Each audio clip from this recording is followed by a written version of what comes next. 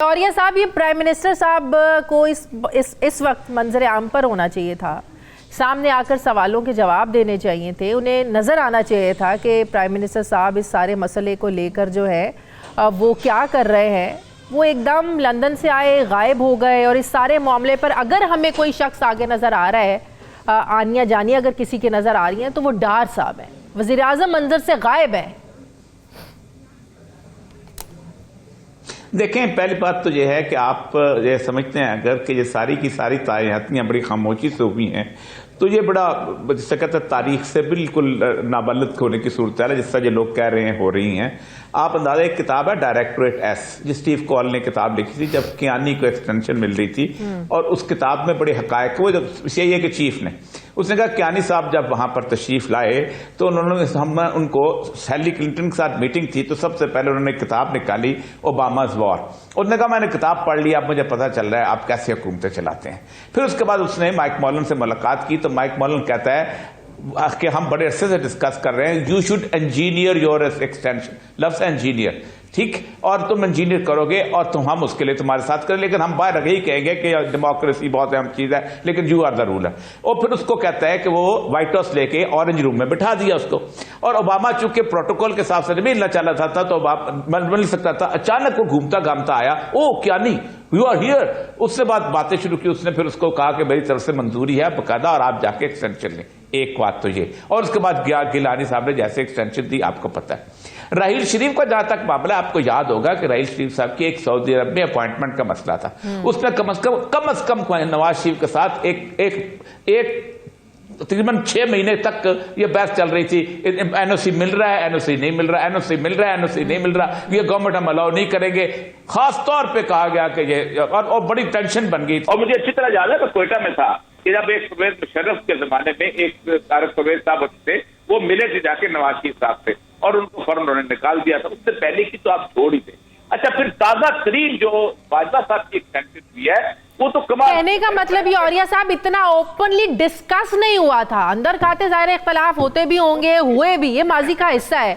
इतना openly discuss नहीं हुआ था, बंदा डिस्कस नहीं कर रहा था, चौक चौराहों पे डिस्कस नहीं हो रही थी आम ताइनातियां। सर उसकी वजह यह है कि अब इस वक्त इमरान खान साहब ने रणजीत केस का जो सूरत है, उसके अंदर चीजें बहुत एक्सपोज हो गई। मैं अब चार बात है, थोड़ा बहुत 25 साल नौकरी की हुई है, ये हमें कभी नहीं हुआ कि समरी आती थी, बाई हैंड एक समरी लेके आते थे DHQ के, वो समरी डिफेंस के पास जाते थे। हाँ। डिफेंस सेक्रेटरी साइन करता है, मिनिस्टर का कोई रोल नहीं है उसके अंदर। आप रूल्स ऑफ बिजनेस उठा के देख लें, डिफेंस सेक्रेटरी साइन करता है। वो डिफेंस सेक्रेटरी जो है वो प्राइम मिनिस्टर को देता है, वो बाई हैंड जाती है सर, वो बाई हैंड जाती है, और बाई हैंड ही जो है प्राइम मिनिस्टर साहब जो हैं उसकी अप्रूवल करके उसको बाई हैंड जब उसने भेजा। हमें अब तक जो कम से कम, मैं गुज़श्ता प्रोसीजर्स, हमारे भी कलीग्स भी रहे हैं, हम खुद भी साथ होते थे उस वक्त जमाने के अंदर, हमें इतना पता है कि आखिरी जो अपॉइंटमेंट हुई थी, वो जो इसकी हुई थी, एक्सटेंशन हुई थी, वो तो ऐसी हुई थी कि हम सब हैरान रह गए थे कि इमरान खान साहब ने अपने लेटर पैड के ऊपर साइन किया था, जो कभी साइन नहीं करता प्राइम मिनिस्टर। और वो लेटर पैड साइन करने के बाद मेरा बैचमेट था उस वक्त सेक्रेटरी इंफॉर्मेशन, उसको कहा ये आप इसका वो जारी कर दें अपना प्रेस रिलीज। तो इतने में वो लेटर पैड जो था वो व्हाट्सएप चल रहा था। उसने कहा मेरे उसकी हैसियत क्या रह गई है, सेक्रेटरी इंफॉर्मेशन का प्रेस रिलीज की क्या हैसियत है अगर प्राइम मिनिस्टर का साइन लेटर मौजूद हो चुका है। तो ये इस तरह होता रहा है हमेशा, आज भी, जब भी होना है, ये 1 घंटे के मार्जिन के अंदर ही होना है। जो भी आपने कन्फ्रंटेशन की बात की कि पहले इस तरह का कभी माहौल नहीं, तो ये क्या फिर इमरान खान साहब ने ज्यादती नहीं की कि कन्फ्रंटेशन करवा कर और एक सोच लोगों में बेदार करके, पैदा करके, और फिर इमरान खान साहब ये कह दे, मैं ये नहीं कहता कि एस्टेब्लिशमेंट ने साजिश की है, ये फिर क्या है? अवाम के अंदर आपने सोच कैसा पैदा कर दी, और अब आप ये कह रहे हैं कि मैं नहीं कहता कि साजिश की है। इमरान खान ना भी करता ना, ये वक्त आना ही आना था। आपकी पहले कन्फ्रंटेशन थी बलूचिस्तान के अंदर, आपने 4 साल वहां आर्मी ऑपरेशन किया। आपकी कन्फ्रंटेशन थी सवात के अंदर, आपकी कन्फ्रंटेशन थी वजीरिस्तान, उस जगह पे। अब जो चाहे यहां बोलते, पंजाब के लोग यकीन करते थे। 71 में आपने जो चाहे इस पाकिस्तान में बोला, पंजाब के लोग यकीन करते थे। अब आपने एक ऐसी कोर ग्रुप के साथ आपकी कन्फ्रंटेशन आ गया, इमरान खान हो जाना। देखिए एक बात आप भी इस मुल्क में रहते हैं, हम भी इस मुल्क में रहते हैं, सबको पता है हर बंदा आप छुपाएं या ना छुपाएं, नहीं छुपाना चाहिए कि ये सारे के सारे पीडीएम के लोग इकट्ठे कैसे हो गए अचानक। अगर इमरान खान के पीछे वो थी, आप खुद सोचे, शायद खकान अब्बासी, मरियम नवाज कौन थी जो ये नहीं कहती थी कि हम नो कॉन्फिडेंस मूव नहीं लाएंगे, क्योंकि उस वक्त तक नो कॉन्फिडेंस मूव नहीं आ सकती जब तक एस्टेब्लिशमेंट आपके पीछे रहो। आप 15 बयान उठा लीजिए, लेकिन आप खान साहब खुद पीछे हट रहे हैं ना, आप और मैं क्या कर सकते हैं?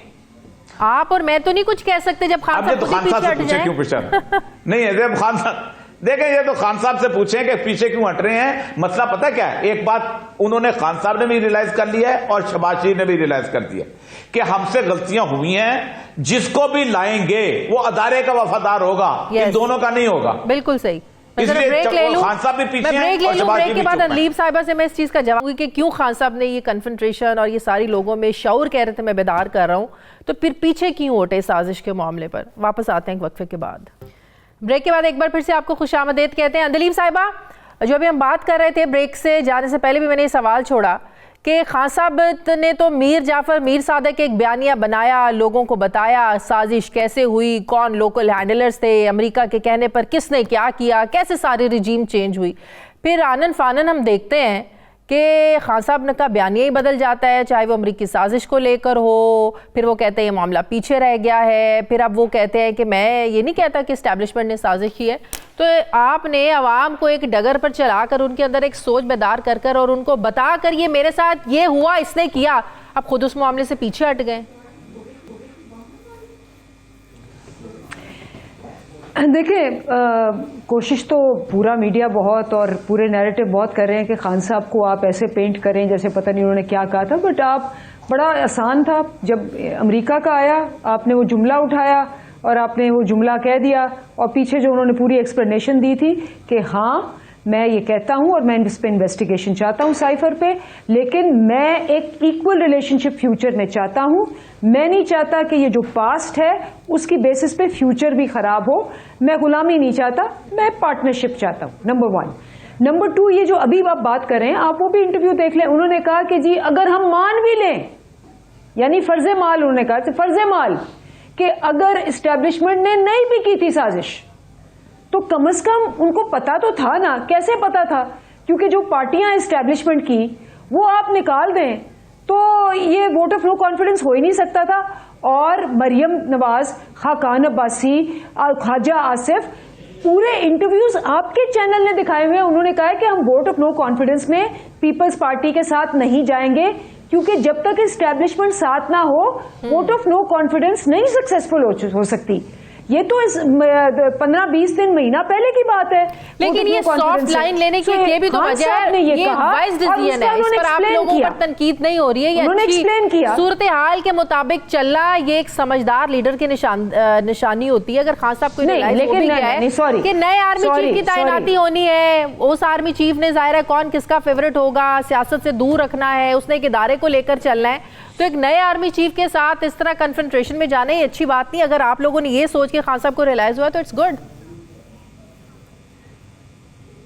नहीं, देखें मैं 2 चीजें इसको क्लैरिफाई करूंगी। बात ये है कि जब मतलब इसमें तो इनके अपने जो एनालिस्ट हैं जो इनके साथ हैं, नजम सेठी, कल का उनका है कि जी इस्टेब्लिशमेंट जो है उसने खान साहब को निकाला है। और ये इसमें तो कोई दो राय ही नहीं है ना। इसमें तो मतलब हमें सिलेक्टेड कहते थे, ये तो खुद इनको पता है, इनके अपने लीडर कह चुके हैं कि ये आए ही 13 जो है जोड़ जोड़ के चूचू का मुरब्बा जो है उसी तरह है। इसीलिए तो अब देखें इनका हाल क्या है